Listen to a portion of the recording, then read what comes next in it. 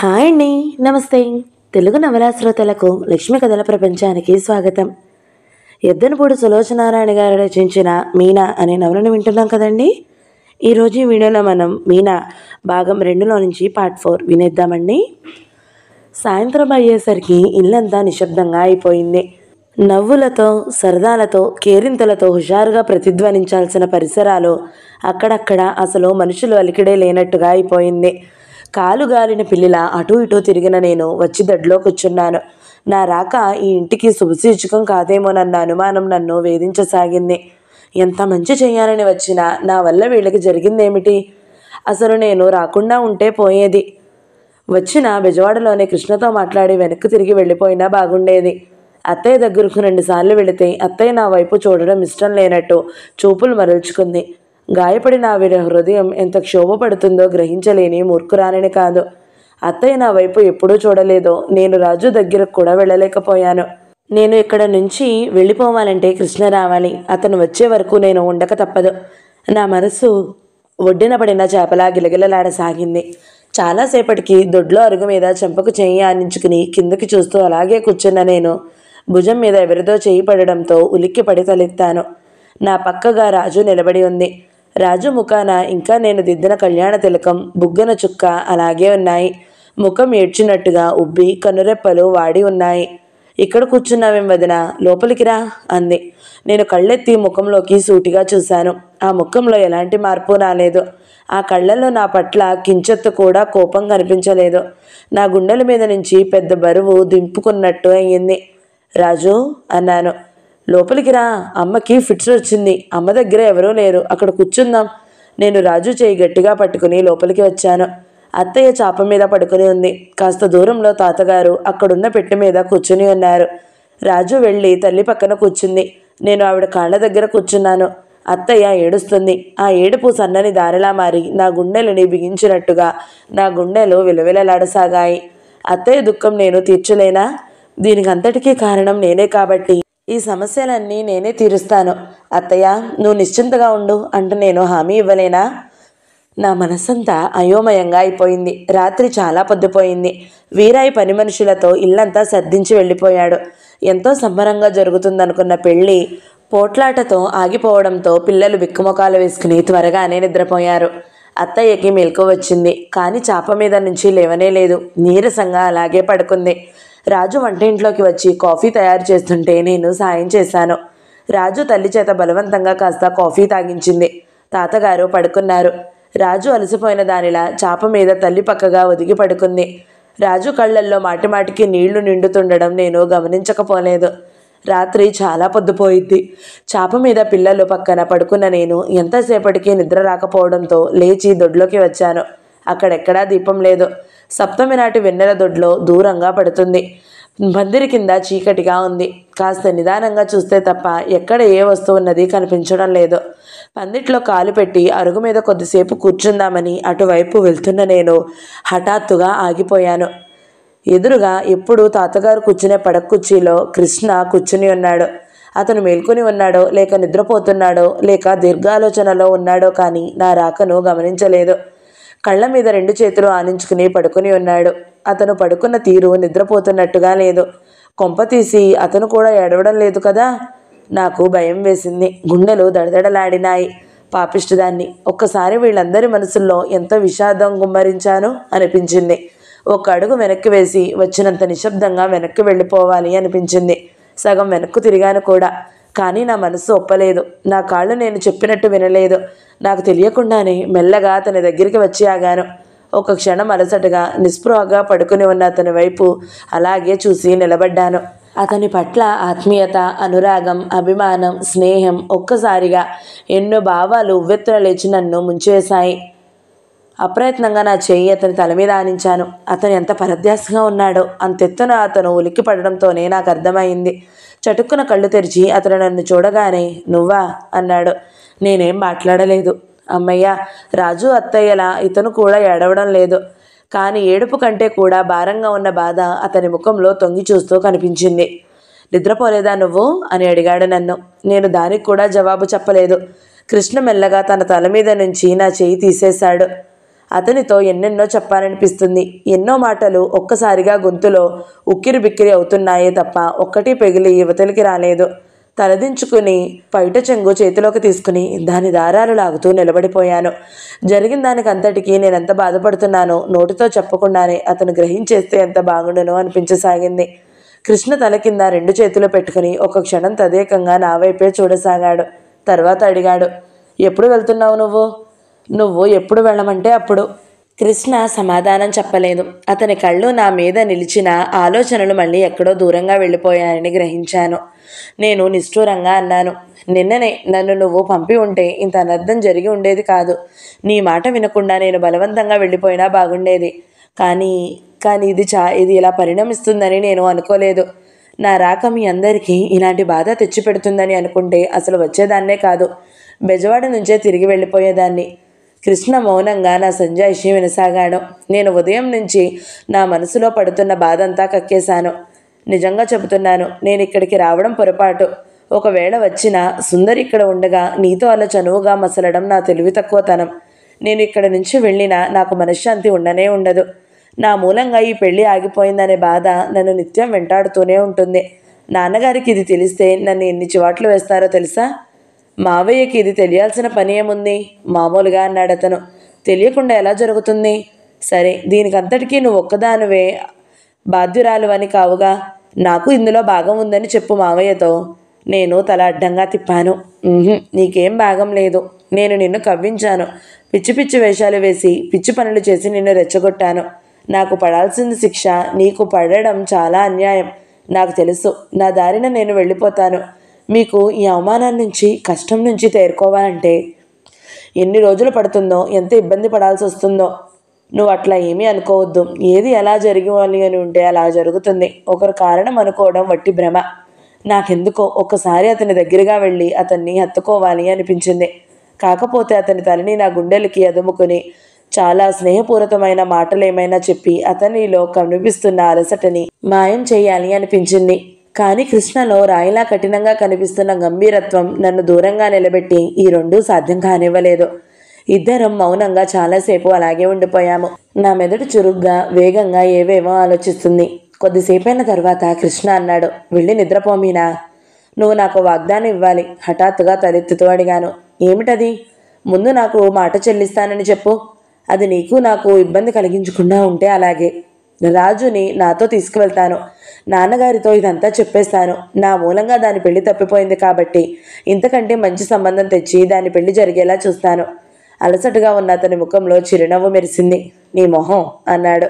లేదు, నేను నిజంగా సీరియస్గా చెబుతున్నాను. నువ్వు నా వెంట రాజును పంపే వరకు నేను ఇక్కడ నుంచి కదలను. పోనీ రాజు పెళ్ళి అయ్యే వరకు నువ్వు ఇక్కడ ఉండిపోకూడదు? అతడు కళ్ళల్లోకి కొద్దిగా కొంటెతనం వచ్చింది. ఓహో, నువ్వు ఇది నవ్వులాటుగా తీసేయవద్దు. రాజుకేం పర్వాలేదు. నీ చెల్లెల్ని నీకంటే ఎక్కువ ప్రాణంగానే చూసుకుంటాను నేను. రాజుకి మా ఇంట్లో ఏ లోటు రానివ్వను. నువ్వు ఈ విషయంలో మాత్రం నా మాట తీసేయవద్దు. కృష్ణ నా వైపు విచిత్రంగా చూశాడు. దయించి ఆ మంకుమట్టు మాత్రం పట్టకు. ఇప్పుడు ఈ జరిగిన దానికంటే నన్ను ఇంకా పెద్ద ఇబ్బందిలో తోసేదానువు అవుతావు. నేను ఒక అడుగు ముందుకు వేశాను. అతని చెయ్యి నా చేతిలోకి తీసుకుంటూ అడిగాను, ఒక్క మాట అడుగుతాను, నిజం చెప్పు. నేను నీకు ఆత్మీయురాలిని, అవునా కాదా? దానికి దీనికి సంబంధం లేదే. ఎందుకు లేదు? తప్పకుండా ఉంది. నేను ఇది అడుగుతున్నది నీ కోసం, రాజు కోసం కానే కాదు. నా కోసం, నా తృప్తి కోసం. కావాలంటే మళ్ళీ త్వరగా పంపేస్తాను. నా మాట కాదన్నావంటే ఏం చేస్తానో తెలుసా? కృష్ణ నా వైపు ప్రశ్నార్థకంగా చూశాడు. నువ్వన్న మాటే నిజం చేస్తాను. రాజు పెళ్లి కోసం ఇక్కడ ఉండే ప్రయత్నిస్తాను. దాని పెళ్ళి అయ్యే వరకు ఇక్కడ నుంచి కదలను. అమ్మా నాన్న ఏమన్నా సరే చెప్పు, సమాధానం ఇవ్వు నాకు. నాతో రాజుని నేను కోరినట్టు పంపిస్తావా, లేక నన్నే ఇక్కడ ఉండిపోమంటావా? కృష్ణ నవ్వాడు. అందమైన అతని పలువరుస చీకట్లో మెరిసింది. నువ్వు మంచిదానివి. నిజంగానే నా ముక్కుకి తాడు పొడుస్తున్నావు. అతని నవ్వు చూసిన తర్వాత నాకు కొంచెం ధైర్యం వచ్చింది. దాదాపు గంట బ్రతిమలాడి, వాదించి, కోపగించుకుని, అలిగి, పోట్లాడి చివరికి ఎలాగైతేనే రాజుని నాతో తీసుకెళ్లేలా అతని చేత ఒప్పించగలిగాను. అతని అంగీకారం తీసుకున్న తర్వాత నాకు కాస్త ధైర్యం వచ్చింది. నేను తప్పు చేశానని ఉదయం నుంచి నా మనసులో చుట్టూ గుదిబండలా భారంగా భావిస్తున్న బరువు తొలగినట్టయింది. సికింద్రాబాద్ స్టేషన్లో దిగి టాక్సీలో ఇంటికి వెళుతున్న నాకు ఇల్లు సమీపిస్తున్న కొద్దీ గుండెలు దడదడలాడసాగాయి. కృష్ణ ఇష్టానికి వ్యతిరేకంగా నాన్నగారికి చెప్పకుండా, అమ్మకి తెలియకుండా రాజేశ్వరిని వెంటబెట్టుకుని మా ఇంటికి తీసుకువస్తున్నాను. కృష్ణ బెజవాడ వరకు వచ్చి మమ్మల్ని ట్రైన్ ఎక్కించాడు. ట్రైన్ కదిలే ముందు రాజుని హైదరాబాద్లో తన స్నేహితుడైన మధు ఇంట్లో దింపమని టెలిగ్రామ్ ఇచ్చానని చెప్పాడు.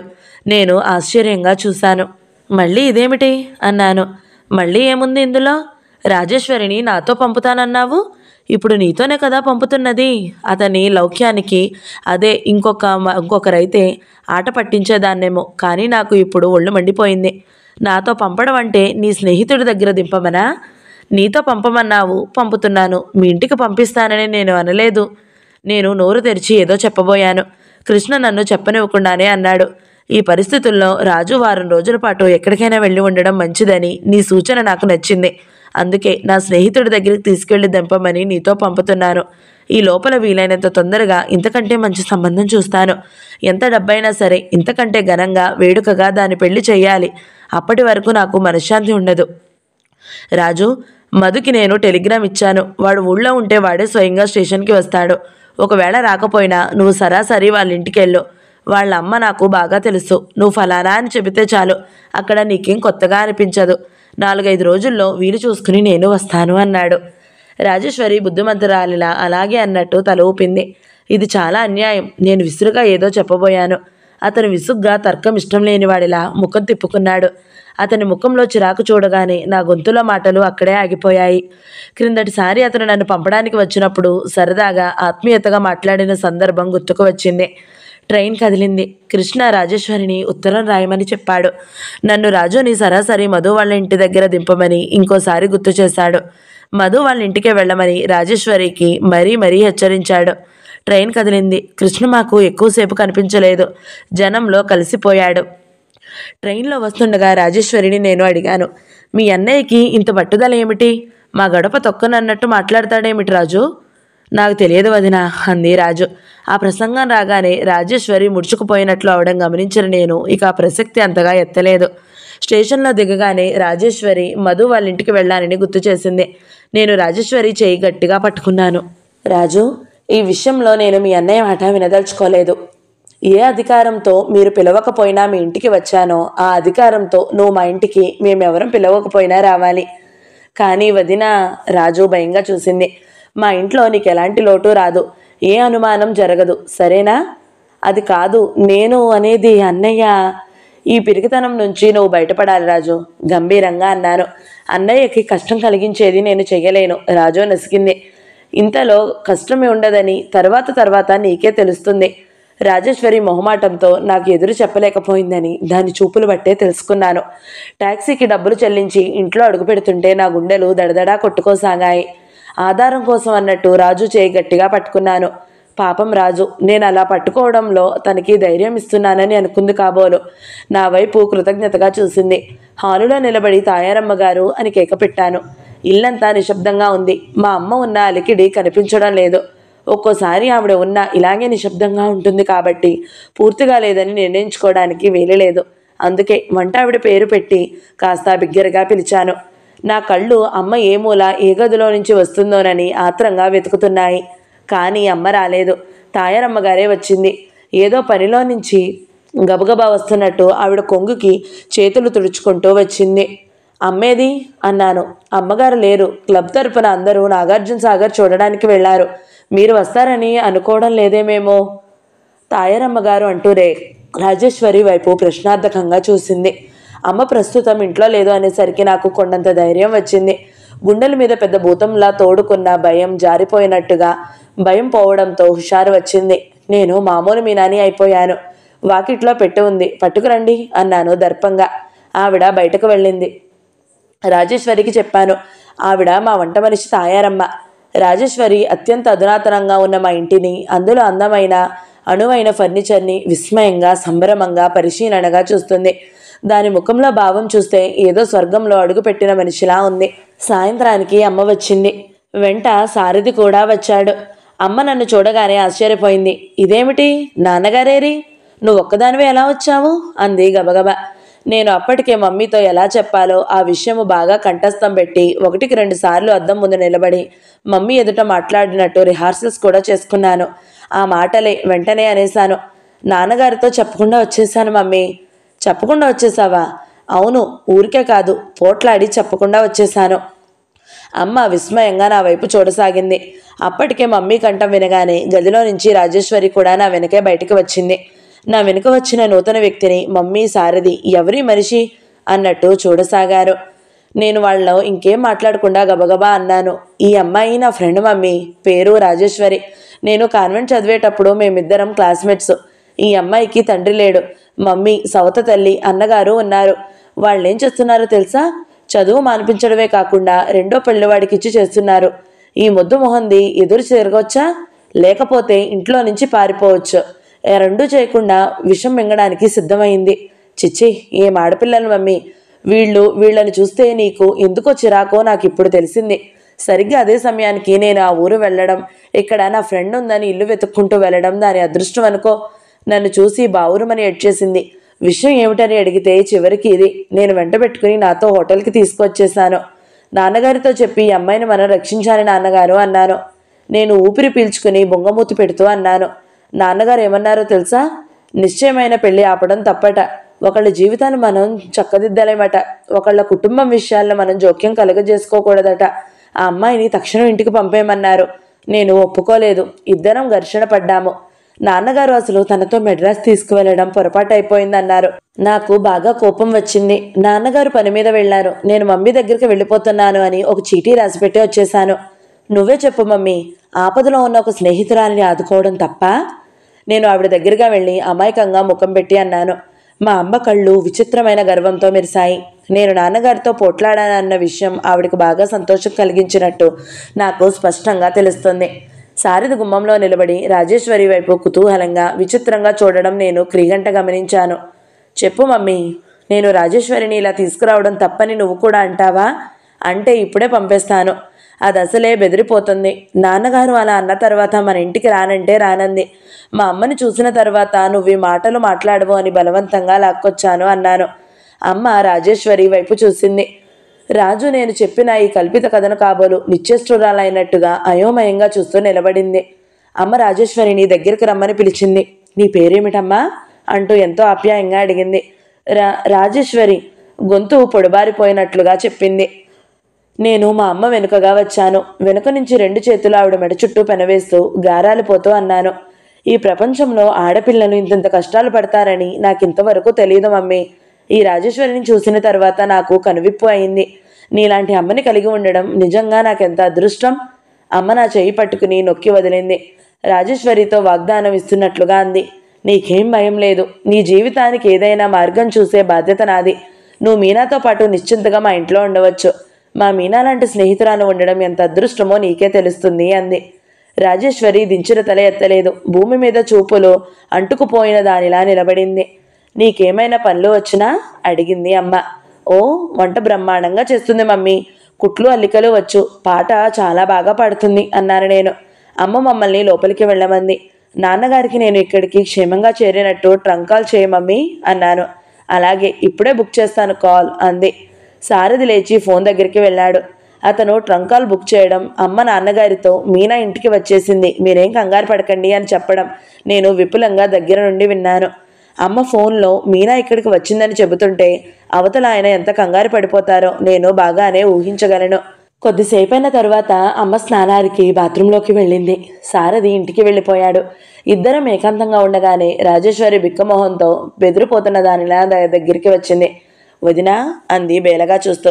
రాజేశ్వరి ముఖంలో భయాందోళనలు సరిగ్గా గ్రహించిన నేను దాని చేతులు పట్టుకుని దగ్గరికి తీసుకున్నాను. ఎంతో అనునయంగా చెప్పాను. నాన్నగారింటికి రాగానే జరిగిందంతా చెప్పేస్తాను. రాజు, ఇప్పుడు ఇంకా మనకేం భయం లేదు. అసలు మొదట అమ్మతో నిజం చెప్పేద్దామని అనుకున్నాను, కానీ ఆ సారథి ఉండడంతో అన్నాను. మరి అన్నయ్యకి ఉత్తరం నేను రాస్తానుగా. నువ్వు ఎలాంటి భయాలు లేకుండా నిశ్చింతగా ఉండు. ఏమో వదినా, నేను ఇంతవరకు ఎప్పుడు అన్నయ్య చెప్పిన దానికి వ్యతిరేకంగా చేయలేదు. ఇప్పుడు కూడా నువ్వేం చేయడం లేదుగా, నేను చేస్తున్నాను అన్నాను ధైర్యం నూరిపోస్తున్నట్టుగా. సిటీకి 2 రోజుల్లో ఇందిరాగాంధీ వస్తుంది. అమ్మ మిస్సెస్ లింగం ఆవిడికి తన క్లబ్కి పిలిచి ఘనంగా విందు ఏర్పాటు చేయాలని నిశ్చయించుకున్నారు. అమ్మ హడావిడిలో తిరుగుతుంది. మర్నాడు సాయంత్రానికి నాన్నగారు మెడ్రాస్ నుంచి వచ్చేశారు. రాజేశ్వరిని చూసి అమ్మ చెప్పిన కథ వింటుంటే ఆయన పొందిన ఆశ్చర్యం అంతా ఇంతా కాదు. మధ్య మధ్యలో ఆయన నా వైపు కోపంగా చిరాగ్గా చూడడం నేను గమనించకపోలేదు.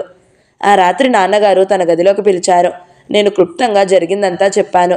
రాజు పెళ్లి నా మూలంగా ఆగిపోయిందనేసరికి ఆయన ముఖం కుమిలిపోయినట్టుగా అయ్యింది. చాలాసేపు నిశ్శబ్దంగా ఉండిపోయారు. సరి, జరిగిందేదో జరిగింది. రాజుని నువ్వు ఇక్కడికి ఎందుకు తీసుకొచ్చినట్టు? ఈ కథంతా ఏమిటి అన్నారు కోపంగా. నేను మాట్లాడలేకపోయాను. నా ఊహ నిజమైద్ది. నేను రాజుని వెంటబెట్టుకుని సరాసరి మధు ఇంటికి వెళ్ళిపోయింటే ఆయన దాన్ని ఇక్కడికి తీసుకురావడానికి ససేమిరా ఒప్పుకునేవాళ్ళు కాదు. నా మనసులో ఆ భయం ఉండబట్టే ఇలా సరాసరి ఇక్కడికి వచ్చేసాను. నాన్నగారు అన్నారు, సరే తీసుకువస్తే తీసుకువచ్చావు, ఇప్పటికైనా మించిపోయిందేమీ లేదు. రేపు దాన్ని తీసుకువెళ్ళి ఆ మధు వాళ్ళ ఇంట్లో దింపిరా అన్నారు. నాకు చాలా తీవ్రమైన ఆశాభంగం కలిగింది. రోషంగా అన్నాను, రాజుని ఇక్కడ నుంచి పంపడమా మానడమా అన్నది అది పూర్తిగా నా ఇష్టం మీద ఆధారపడిన విషయం. దాన్ని నీ చెల్లెలు కూతురుగా నేను ఇంటికి తీసుకురాలేదు, నా స్నేహితురాలిగా భావించి తీసుకుని వచ్చాను. కాబట్టి దాని విషయంలో దయ ఉంచి మీరేం జోక్యం చేసుకోవద్దు. నా మూలంగా దాని పెళ్లి చెడిపోయింది, వాళ్ళ కుటుంబానికి కష్టం కలిగింది. మళ్ళీ నా మూలంగానే దాని పెళ్లి సెటిల్ అవ్వాలని నాకు పట్టుదలగా ఉంది. ఇది నా స్వవిషయం ఖచ్చితంగా అనేసి గదిలో నుంచి వెళ్ళిపోతున్న నేను ఆగి వెనక్కు తిరిగి అన్నారు, మీరేదో నాకు డబ్బుందని ఈ ఇంట్లో నేను అన్నమాటగా అక్షరాలా జరిగిపోతుందని లోకానికి భ్రమ కలిగేలా ప్రవర్తిస్తారే, అదేమిటో పరీక్షించుకుంటాను. నిజంగా నా మాట అంటే అమ్మకి మీకు ఎంత విలువ ఉందో నాకు ఇప్పుడు తెలుస్తుంది. ఇంకోసారి చెబుతున్నాను, రాజు విషయంలో దయించి మీరేం మాట్లాడొద్దు. మీకేమీ చేయడం సాధ్యం కాకపోతే మౌనంగా చూస్తూ ఊరుకోండి అంతే అనేసి గిరుక్కున వెనక్కి తిరిగి వెళ్ళిపోయాను. నా గదిలోకి వచ్చేసరికి రాజు ఇంకా మెలకుగానే ఉంది. నేను దాని మంచం మీద కూర్చుని కాస్త జరుగు అన్నాను. రాజు జరిగింది. నేను దాని పక్కన పడుకుంటూ అడిగాను, నిద్ర రావడం లేదా? ఓహో, ఏం అన్నయ్య మీద బెంగగా ఉందా? నవ్వుతూ అడిగాను. రాజు మాట్లాడలేదు. నేను చేసిన ఈ పని ఇటు నాన్నగారికి అటు కృష్ణకి ఇద్దరికీ బొత్తిగా నచ్చని పని అని నాకు బాగా తెలుసు. రాజేశ్వరి సంగతి వేరు. దాని మూలంగా నేను ఏ ఇబ్బందుల్లో ఇరుక్కుంటానో అని దాని భయం. అమ్మ తలుచుకుంటే రాజుకి మంచి సంబంధం చూడగలదు. మంచి కుర్రాడు దొరికి ఆ మూడు ముళ్ళు పడిన తర్వాత రాజు ఎవరో తెలిసినా ఇబ్బంది లేదు. రాజుని నా దగ్గరే ఉంచుకుని దానికి మంచి సంబంధం చూడాలని నాకెందుకో మా చెడ్డ పట్టుదలగా ఉంది. ఇంతవరకు నాకెప్పుడు ఏ విషయం మీద ఇంత దృఢంగా అనిపించలేదు. ఇంతలో ఎదురయ్యే సాధక బాధకాలు అనవసరం అయితే ఒంటరిగానే ఎదుర్కోవడానికి నిశ్చయించుకున్నాను. రాజేశ్వరి వచ్చిన కొత్తలో 1-2 రోజులు మా ఇంట్లో మా మధ్య ఎమడడానికి పంజరంలో పిట్టలా గిలగలలాడింది. తరువాత అనుకోకుండా మాకు ఎదురైన ఇబ్బంది వల్ల తనకు తెలియకుండానే అలవాటు పడిపోయింది. రాజేశ్వరి నేను ఊరి నుంచి వచ్చిన 3వ రోజున తాయారమ్మ దొడ్లో కాలు జారి పడింది. ఆ పడడంలో కాలు బెణికి నడుం పట్టేసి 4 రోజులు లేవలేకపోయింది. తాయారమ్మ లేకపోతే అమ్మకు ఒక్క క్షణం గడవదు. అందులో వారం రోజుల్లో ముఖ్యమంత్రి గారి పుట్టినరోజు సందర్భంగా ఆయన గౌరవార్థం వెరైటీ షో ఒకటి ఏర్పాటు చేశారు. అమ్మ దృష్టిలో క్లబ్ లాంటి వ్యవస్థలు ఎప్పుడూ ఊరికే ఉండకూడదు. ఏదో ఒకటి చేసి కొంత డబ్బు రాబట్టి బీద ప్రజలకి ఉపయోగపడేలా చేయాలి. అటు ధనిక వర్గానికి ఇటు పీడిత ప్రజానికానికి మధ్య వారధుల్లా ఉండాలి సంస్థలు అంటుంది. తాయారమ్మ మంచంలో నుంచి లేవలేకపోవడంతో అమ్మ పని కుడితొట్లో పడ్డ ఎలకలా అయింది. తెలిసిన వాళ్ళందరికీ ఫోన్ చేసి తాత్కాలికంగా ఒక 10 రోజుల పాటు ఎవరైనా వంట మనిషి దొరుకుతుందేమోనని ప్రయత్నించింది. కానీ ఎవరూ దొరకలేదు. మిస్సెస్ లింగం తాయారమ్మకు తగ్గే వరకు వాళ్ళ ఇంటికి వచ్చి భోజనం చేయవలసిందిగా మరీ కోరింది. కానీ అమ్మ ఒప్పుకోలేదు. స్నేహం విషయంలో కానీ పరిచయాల విషయంలో కానీ కొన్ని సరిహద్దులు పెట్టుకుని అవి దాటి వెళ్ళదు. అమ్మ వాళ్ళ ఇంటికి భోజనానికి రానందుకు మిస్సెస్ లింగం చాలా బాధపడింది. పోనీ తను ఎలాగో సర్దుకుని తన వంట మనిషిని పంపుతానంది. అమ్మ దానికి ఒప్పుకోలేదు. ఆ పూట నుంచి వేరే వంట మనిషి దొరికే వరకు మేమంతా హోటల్లో తినడానికి నిర్ణయించుకున్నాము. అమ్మ క్లబ్కి వెళ్ళిపోయింది. నాన్నగారు కోటికి ప్రయాణం అవుతూ, చూసావా మీనా, నిన్ను వంట నేర్చుకో అమ్మా అని ఎన్నిసార్లు చెప్పాను, నా మాట విన్నావా అన్నారు నిష్ఠూరంగా. నేను తప్పు చేసిన దానిలా తలదించుకున్నాను. వంట నేర్చుకోవాలంటే నాకు కూడా చాలా సరదానే. కానీ ఏం చెయ్యను? ఎప్పుడు ముచ్చటపడి వంట ఇంట్లో అడుగు పెట్టబోయినా తాయారమ్మగారు హడావిడిగా, ఆహా వీల్లేదు, నా కంఠంలో ప్రాణం ఉండగా మీరు వంట చేయడానికి వీల్లేదు, మీరు ముందు అవతలికి వెళ్ళండి, అమ్మగారు చూశారనుకోండి నన్ను చంపేస్తారు అంటూ రాద్ధాంతం చేసేది. అమ్మ ముందు నాన్నగారు ఒకసారి వంట నేర్చుకోవడానికి నేను పడుతున్న కుతూహలం బయట పెట్టారు. ఆవిడ నిర్లక్ష్యంగా చూసి, వంట నేర్చుకోవడం కూడా ఒక గొప్పేనా ఏమిటి, ప్రావీణ్యం అంతా మిగతా వాటిల్లో చూపు అంటూ కసిరింది. ఆ తర్వాత మళ్ళీ ఎప్పుడు నేను ఆ మాట ఎత్తలేదు. నేను తాగేటందుకు మంచినీళ్ళ గ్లాసునే తీసుకునే అవసరం లేదు నాకు. ఇక అలాంటప్పుడు నాకు వంట చేసే అవసరం ఎలా వస్తుంది? కానీ ఈరోజు నాన్నగారు ఇలా అనగానే నా మనసు కలుక్కుమన్నట్టు అయ్యింది. నాన్నగారికి కిడ్నీ ట్రబుల్ ఉంది. హోటల్లో భోజనం పొత్తిగా పడదు. నేను ఆ రోజు మామీ ఇంటికి వెళ్ళి తిరిగి వచ్చాను. అలవాటు ప్రకారం రాజు నా గదిలో కిటికీలో కూర్చుని ఏ పుస్తకమో తిరిగేస్తూనో లేక తోచనట్టు మంచం మీద కళ్ళు మూసుకుని పడుకుని కనిపించలేదు. రాజు అని పిలిచాను. పలకలేదు. నా గుండెలు వేగంగా కొట్టుకున్నాయి. కొంపదీసి ఇంట్లో ఎవరూ లేని సమయం చూసి చెప్పకుండా వెళ్ళిపోలేదు కదా. గబగబా కిందకు దిగివచ్చాను. నాన్నగారి ఆఫీస్ రూంలోకి పరిగెత్తాను. అక్కడా లేదు. వంటింటి వైపు పరుగులాంటి నడకతో వస్తున్న నేను హఠాత్తుగా ఆగిపోయాను. అక్కడ కనిపించిన దృశ్యం చూసి ఆశ్చర్యపోయాను. నాన్నగారు డైనింగ్ టేబుల్ దగ్గర కూర్చుని భోజనం చేస్తున్నారు. రాజేశ్వరి వడ్డిస్తుంది. నేను సంభ్రమంగా చూస్తూ దగ్గరగా వెళ్ళాను. నాన్నగారు నన్ను చూడగానే రా రా, ఇన్నాళ్ళకి మన ఇంట్లో ఇంకొక రకమైన వంట చేయడం అయింది, చాలా బాగుంది, నువ్వు కూడా కూర్చో అన్నారు. నేను వంట ఇంట్లోకి వెళ్ళాను. రాజు తప్పు చేసిన దానిలా నా వైపు చూస్తూ సంజాయిషి ఇస్తున్నట్టుగా అంది. ఊరికే కూర్చుంటే నాకేం తోచడం లేదు వదినా. నాకు పని చేస్తేనే గాని హాయిగా ఉండదు. మీరు ఇబ్బంది పడుతుంటే చూస్తూ ఊరుకోలేకపోయాను అంది. మంచిదేగా, నీకు ఇష్టమైన కాలక్షేపం దొరికింది అన్నాను నవ్వుతూ. అమ్మ క్లబ్ నుంచి రాగానే ఈ వార్త వినిపించాను. ఆవిడ మనసులో వెంటనే సంతోషించినట్టు ఆ ముఖం చెబుతున్నా పైకి మాత్రం అబ్బబ్బే, ఆ అమ్మాయి చేత పని చేయించడం ఏమిటి అంది. తీరా భోజనం చేసిన తర్వాత రాజేశ్వరిని ప్రశంసించకుండా ఉండలేకపోయింది. నీకు రాబోయే భర్త ఎవరో గాని చాలా అదృష్టవంతుడు అంది. ఆ విధంగా రాజేశ్వరి పుణ్యమా అని అప్పటికి మా ఇంట్లో ఇబ్బంది గట్టెక్కింది. ఇంట్లో పని పాట వచ్చిన పిల్ల ఎదురుగా కనబడేసరికి తాయారమ్మగారి నడుం నొప్పి తగ్గడానికి 2 వారాలు పైగా పట్టింది. ఆ నొప్పి కాస్త తగ్గిన హఠాత్తుగా ఆవిడ కీళ్ళవాతం ఎక్కువైంది. మంచం మీద నుంచి లేవలేనట్టే అవస్థపడసాగింది. ఈ నాటకం కనిపెట్టిన నాకు ఒళ్ళు మండిపోయింది. ఒక రోజున రాత్రివేళ జమాఖర్చులు చూసుకుంటున్న అమ్మ దగ్గరకు వెళ్ళి కోపంగా అడిగేశాను. ఏం మమ్మీ, రాజుని మనం శాశ్వతంగా వంట మనిషిలా మన ఇంట్లో ఉంచేసుకుందామా? అమ్మ కంగారు పడ్డట్టుగా తలెత్తింది. అదేమిటి అలా అని ఎవరన్నారు? నేను అంటున్నాను. కాకపోతే ఏమిటి మమ్మీ, ఈ ఇంట్లో రాజేశ్వరి ఉండగా ఆ తాయారమ్మగారి జబ్బు అనేది నయం కాదనుకుంటా. అమ్మ ముఖం ఎర్రబడింది. నువ్వు ఈ మధ్య మరీ మాటలు నేరుస్తున్నావు. కాస్త తగ్గితే సంతోషిస్తాను.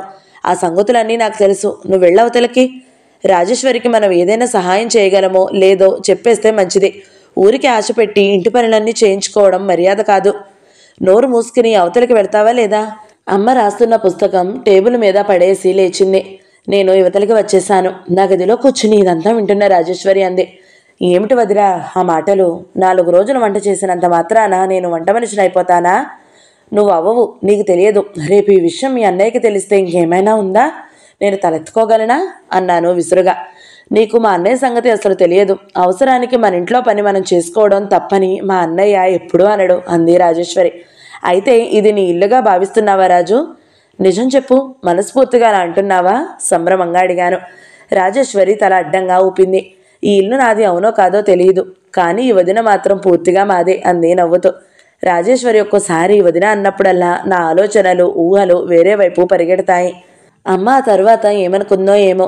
మర్నాడు సాయంత్రం సారథి టీకి వచ్చినప్పుడు నేను రాజేశ్వరిని వినేట్టే ఎవరైనా మంచి కుర్రాడు ఉంటే రాజు కోసం చూడమని చెప్పింది. సారథి రాజు ఉద్దేశంలో ఎలాంటి కుర్రవాడు కావాలో చెప్పమన్నాడు. అమ్మ మంచి చెడులు బాధ్యాంతం తనది అంది. సారథి అమ్మ కోరిక మీద రాత్రి మా ఇంట్లో భోజనం చేశాడు. రాజేశ్వరి నేను ఇద్దరం కలిసి వడ్డించాము. అమ్మ సారథి ఇద్దరు వంటని మెచ్చుకుంటే నాకెందుకో చాలా సంతృప్తిగా ఆనందంగా అనిపించింది. ఆ తరువాత వారం 10 రోజుల్లో రాజేశ్వరికి అమ్మకి దాదాపు తలలో నాలికలా అయిపోయింది. పల్లెటూరులో పుట్టి పెరిగిన బయట ప్రపంచంతో సంబంధం లేకపోయినా రాజేశ్వరికి ఎలా అలవడిందో కానీ ఎదుటివారి మనసుల్ని కనిపెట్టి సవరించుకోగల నేర్పు బాగా వచ్చింది. అమ్మ ఏవేవి ఎదుటివారిలో ఉండాలని కోరుకుంటుందో అవన్నీ రాజేశ్వరిలో కనిపించసాగాయి. అమ్మకి ఎప్పుడూ ఎదురు చెప్పకూడదు. రాజేశ్వరికి అసలు అలవాటే లేదు. పని బాగా చేయగలగడం, పెద్దల ఎడల వినయం, ప్రవర్తనలో సౌమ్యత, ఈ గుణాలు అమ్మని బాగా ఆకట్టుకున్నాయి. అమ్మలో ఒక సుగుణం ఉంది. ఆవిడకి అభిమానం వచ్చినా ఆగ్రహం వచ్చినా అది ఎదుటివారి మీద వానజన్నులా కురిపించేస్తుంది. మనసులో ఉన్న అభిప్రాయం దాచుకోవడం ఆవిడకి ఎందులోనూ సాధ్యం కాదు. రాజేశ్వరి విషయంలో ఆ అదృష్టం నాదో దానిదో తెలియదు కానీ అమ్మకి రాజేశ్వరి అంటే విపరీతమైన అభిమానం ఏర్పడింది. అందుమూలంగా సహజంగా దాన్ని బాగా చూడడం ప్రారంభించింది. అప్పుడప్పుడు వెంట క్లబ్కి వాటికి తీసుకెళ్లేది. మిసెస్ లింగం వాళ్ళు ఎవరి అమ్మాయి అని అడిగితే నవ్వుతూ నా పెంపుడు కూతురు అని జవాబు ఇచ్చేది. రాజేశ్వరికి నలుగురిలోకి వెళ్ళినప్పుడు ఎలా ప్రవర్తించాలో నేర్పేది. సూక్ష్మగ్రహి అయిన రాజేశ్వరికి ఏ విషయం రెండోసారి చెప్పనవసరం లేకపోయేది. అమ్మ బయటికి వెళ్ళేటప్పుడు వెంట ఎందుకు తీసుకువెళ్తుందో తర్వాత కానీ నాకు అర్థం కాలేదు. రాజేశ్వరి ఎప్పుడూ నాతో ఇంట్లో ఉంటే సారథికి నాకు ఏకాంతం కుదరదని ఆవిడ అభిప్రాయం. రాజేశ్వరి కూడా మేమిద్దరం ఉన్నప్పుడు తను అక్కడ ఉండాలంటే ప్రాణం మీదికి వచ్చినట్లుగా చూసేది. వీలైనంత వరకు అమ్మతో వెళ్ళిపోవడానికే తహతహలాడేది. కానీ సాధారణంగా రాజేశ్వరి మా మధ్య లేకపోయినా సారథికి నాకు తరచుగా రాజేశ్వరిని గురించి మాటలు జరిగేవి. అతని మాటల ధోరణి బట్టి రాజేశ్వరి పరిస్థితులంటే చాలా సానుభూతి ఏర్పడినట్టు, కేవలం అదృష్ట బలం వల్లనే ఇలా నా అండ దొరికినట్టు మాట్లాడేవాడు. నాన్నగారు మొదట రాజేశ్వరి ఇక్కడ ఉండడానికి ఇష్టపడకుండా చిరాకు పడిన తర్వాత రాజేశ్వరి అమ్మ కలిసి తిరగడం చూసి కుతూహలంగా గమనించారు. అమ్మ చివరికి ఇంటి జమా ఖర్చుల సంగతి కూడా రాజేశ్వరి చేతికి వదిలేసింది. తాయారమ్మకి మాత్రం రాజుని చూస్తే చాలా కష్టంగా ఈర్ష్యగా ఉన్నట్టుగా తోచేది నాకు. ఆవిడికి ఒంట్లో రోగంగా ఉన్న సమయాల్లో జోక్యం కల్పించుకోబోతే అమ్మ వంట పని మాత్రం చూడమని, మిగతావన్నీ రాజుకి వదిలేయమని చెప్పింది. ఈ మాట వినగానే ఆవిడ ముఖం కాలిన మసిగుడ్డలా అవడం నేను గ్రహించాను. నేను వచ్చిన 2-3 రోజులకే నిమ్మలూరు కృష్ణకి ఉత్తరం రాశాను. రాజుని అతను కోరినట్టు మధు వాళ్ళ ఇంటికి పంపకుండా సరాసరి నాతో ఇంటికి తీసుకొచ్చానని తెలియజేస్తూ, అందుకు అతనికి ఆగ్రహం వస్తే ఇష్టం వచ్చిన శిక్ష విధించమని ఆనందంగా స్వీకరిస్తానని కూడా రాశాను. నా ఉత్తరం అతనికి అందిందో లేదో తెలియదు కానీ అతని నుంచి నాకు ఎలాంటి సమాధానం రాలేదు. మా ఇంట్లో అమ్మకి రాజేశ్వరి మీద రోజుకి అభివృద్ధి చెందుతున్న ప్రేమాభిమానాలు చూస్తుంటే నాకు చాలా తమాషాగా చూడసొంపుగా కనిపించసాగింది. రాజేశ్వరి ఫలానా అని తెలిసినప్పుడు ఆవిడ ముఖంలో కనిపించబోయే విచిత్రమైన రంగులు ఎప్పుడెప్పుడు చూస్తానా అని నా మనసు ఉవ్విళ్ళూరుతుంది. రాజేశ్వరి విషయం ఇప్పుడిప్పుడో బయట పెట్టాలని నేను అనుకోవడం లేదు. అమ్మ మాట అంటే చేసే మనిషి. రాజేశ్వరికి తనే పెళ్లి చేస్తానని వాళ్లతో వీళ్లతో తరచూ అంటుంది. ఆవిడ అన్నట్టే ఆ పెళ్ళేదో ఖాయమై మా ఇంట్లో పెళ్లి జరుగుతుంటే ఆ వివాహానికి నిమ్మలూరు నుంచి కృష్ణ అత్తయ్య కూడా వస్తే అప్పుడు నేను అనుకున్న పని పూర్తి అవుతుంది. ఈ వివాహం అన్నది జరిగితే మా అమ్మ సహృదయత కృష్ణకి కూడా అర్థమవుతుంది. అమ్మని కృష్ణని, కృష్ణ అమ్మని ఇద్దరు ఒకరినొకరు అర్థం చేసుకునే అవకాశం ఈ సంఘటనతో వచ్చి తీరాలి.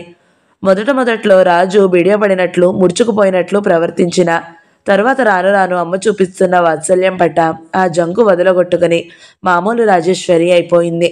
అమ్మతో అతి సన్నిహితంగా ప్రవర్తిస్తున్న రాజుని చూస్తుంటే నాకు అమ్మ నాలో చూడలేనిదేదో దానిలో సంపూర్ణార్థం చూసినట్టు, అది ఆవిడికి బాగా తృప్తి కలిగినట్టుగా అనిపించేది నాకు. రాజుకి కూడా అమ్మ వ్యక్తిత్వంలో చెప్పలేనంత గురి ఏర్పడింది. ఒకసారి మేమిద్దరం ఏకాంతంగా ఉన్నప్పుడు, వదినా, అత్తయ్య లాంటి వాళ్ళు 100-1 ఒకరు కూడా ఉండరేమో, అలాంటి అమ్మని కలిగి ఉన్న నువ్వెంత అదృష్టవంతురాలివి అంది. అమ్మగారి పని అయిపోయింది, బుట్టలో పడిపోతుంది అనుకున్నాను. అమ్మ మాటల్లో చేష్టల్లో ఆవిడ ఆకర్షణలో ఉన్న విశేషం ఇదే.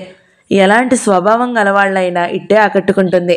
ఈ ఆకర్షణలో ఉన్న చిత్రం నాకు తెలుసు. ఆవిడలో ఉన్న అతి మంచి భాగం మాత్రమే బయటికి కనిపిస్తుంది. ఈవిడ మనసంతా ఇంతేనేమో అనే భ్రమ కలిగిస్తుంది.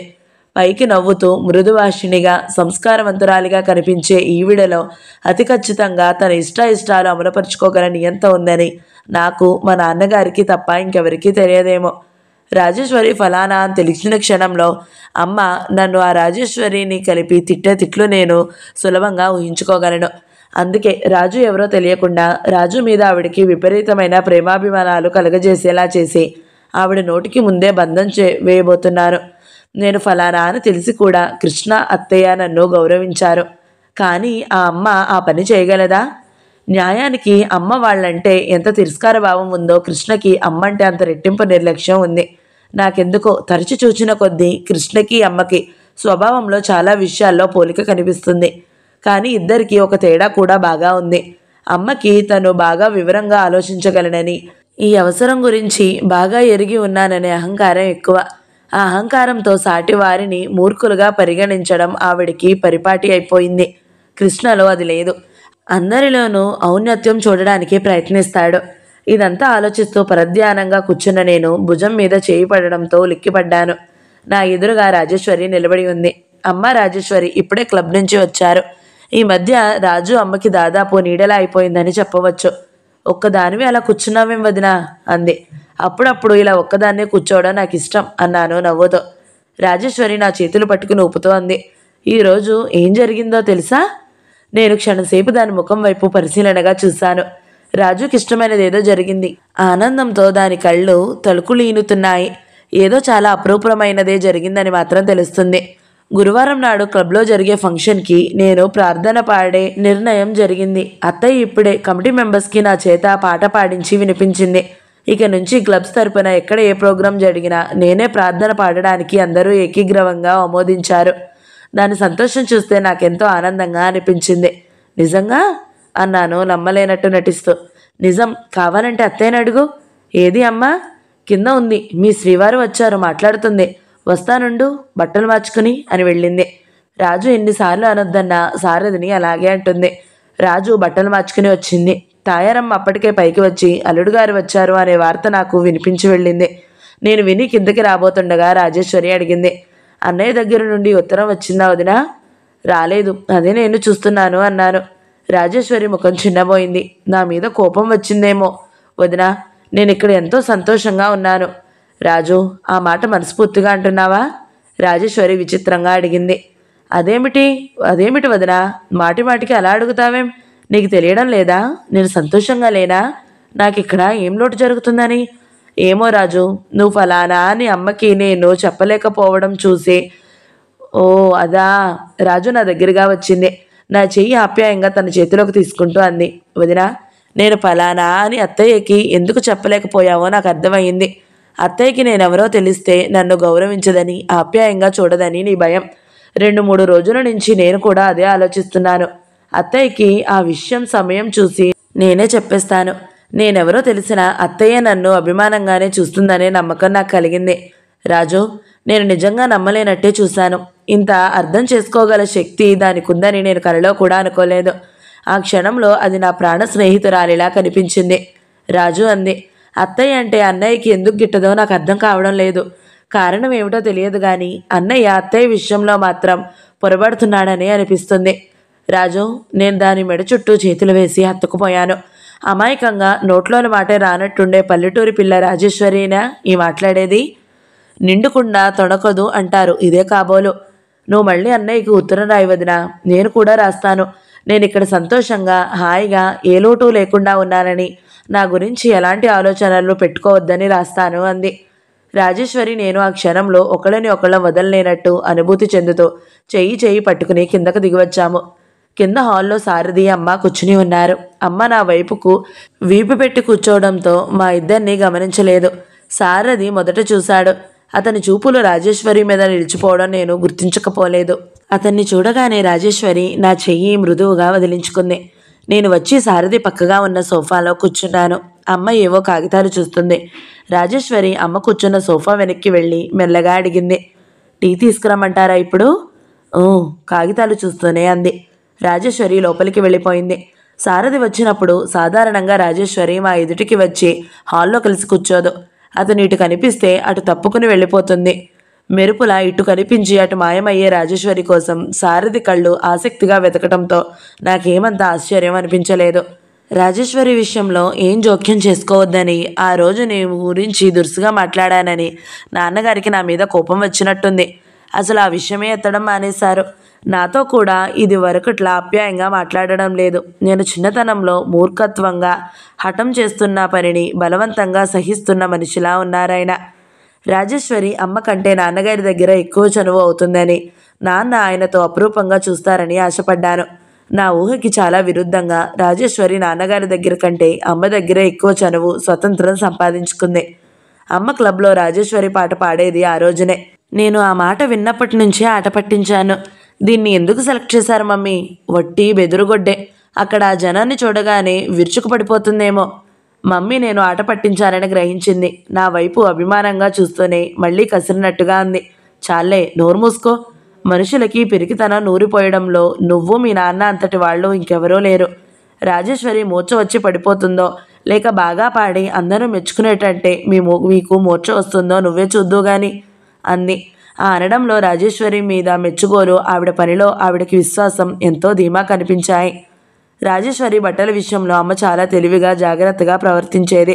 కానీ చాలా అందంగా, ఫ్యాషన్గా, అత్యంత అధునాతనమైన డిజైన్లతో చూడగానే చక్కటి రంగుల కలయికతో ఇవి ఎంత బాగున్నాయి అనిపించేలా ఉండాలి. రాజేశ్వరిని ఎప్పుడు సింపుల్గా ఉండేవి, కానీ నా పక్కన ఆ సింపుల్గా ఉండడమే రాజేశ్వరికి ఒక ప్రత్యేకత ఆపాదిస్తున్నట్టుగా ఉండడం బహుశా అమ్మ కూడా గ్రహించినట్టుందనుకుంటా.